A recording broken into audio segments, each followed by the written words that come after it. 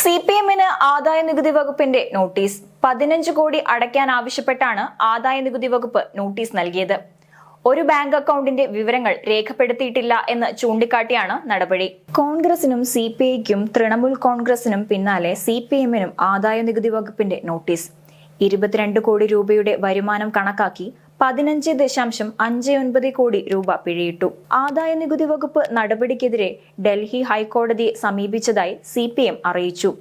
ലോക്സഭാ തിരഞ്ഞെടുപ്പ് അടുത്തിരിക്കെയാണ് Congress, CPM, CPI, Trinamool Congress അടക്കം പ്രതിപക്ഷ പാർട്ടികൾക്കെതിരെ കേന്ദ്ര ഏജൻസിയുടെ നടപടി. തിരഞ്ഞെടുപ്പ് പടിവാതിലിൽ നിൽക്കുമ്പോൾ 1823.08 കോടി രൂപ ഉടൻ അടയ്ക്കണമെന്ന് ആവശ്യപ്പെട്ടാണ് ആദായ നികുതി വകുപ്പ് കോൺഗ്രസിന് നോട്ടീസ് നൽകിയത്. ബാങ്ക് അക്കൗണ്ടുകൾ മരവിച്ച് തിരഞ്ഞെടുപ്പ് പ്രചാരണ രംഗത്ത് പ്രതിസന്ധിയിലായി നിൽക്കുന്ന കോൺഗ്രസിന് അടുത്ത ആഘാതമായാണ് ആദായ നികുതി വകുപ്പിന്റെ പുതിയ നോട്ടീസ്. 2017-18 സാമ്പത്തിക വർഷം മുതൽ 2020-21 സാമ്പത്തിക വർഷം വരെയുള്ള പിഴയും പലിശയും അടക്കമാണ് തുക.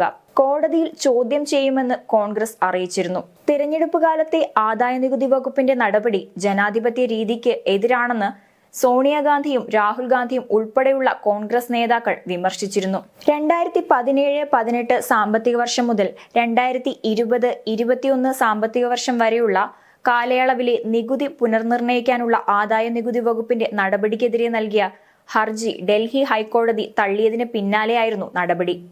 2014-15, 2016-17 സാമ്പത്തിക വർഷത്തെ നികുതി പുനർനിർണയത്തിനെതിരെ ഹൈക്കോടതിയെ സമീപിച്ചെങ്കിലും നിരാശയായിരുന്നു ഫലം.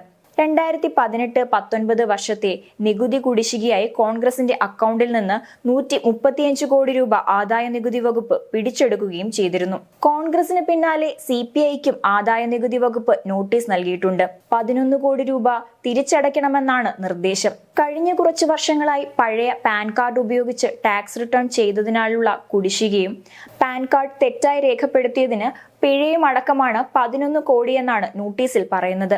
നോട്ടീസ് കിട്ടിയെന്ന് തൃണമൂൽ കോൺഗ്രസ് നേതാവും 72 മണിക്കൂറിനിടെ 11 IT നോട്ടീസുകൾ കിട്ടിയെന്ന് സാകേത് ഗോഖലെ MPയും പ്രതികരിച്ചിരുന്നു. ലോക്സഭാ തിരഞ്ഞെടുപ്പിൽ പ്രതിപക്ഷത്തെ സമ്മർദ്ദത്തിലാക്കിയിരിക്കുകയാണ് ഈ നടപടികൾ.